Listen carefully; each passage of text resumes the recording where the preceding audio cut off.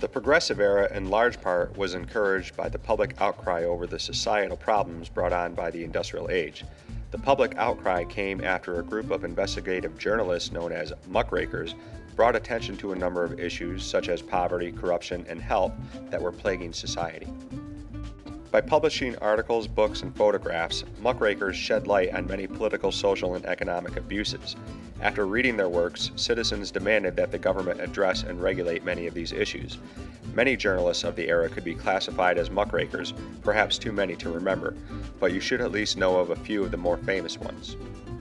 Perhaps the most notable muckraker of the era was Upton Sinclair, whose 1906 novel The Jungle exposed the horrid conditions in Chicago's meatpacking industry. When the public read his accounts of unsanitary conditions and abusive workers, the government was forced to act. In 1906, Congress enacted both the Meat Inspection Act and the Pure Food and Drug Act. Photojournalist Jacob Riis took on urban poverty in his book How the Other Half Lives. During the 1880s, Riis inspected urban tenements to examine and photograph the conditions that millions of people were living in.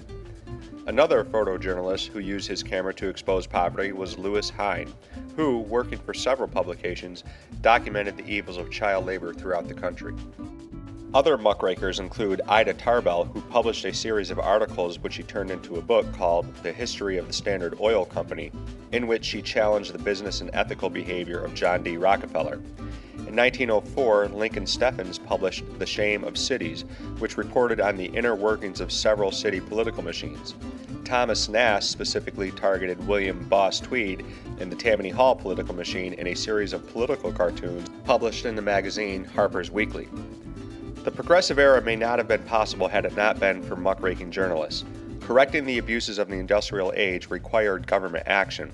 Government action only happens when citizens demand it, and it was the muckrakers who made the public aware of the issues, who then demanded that the government take the appropriate steps to correct them.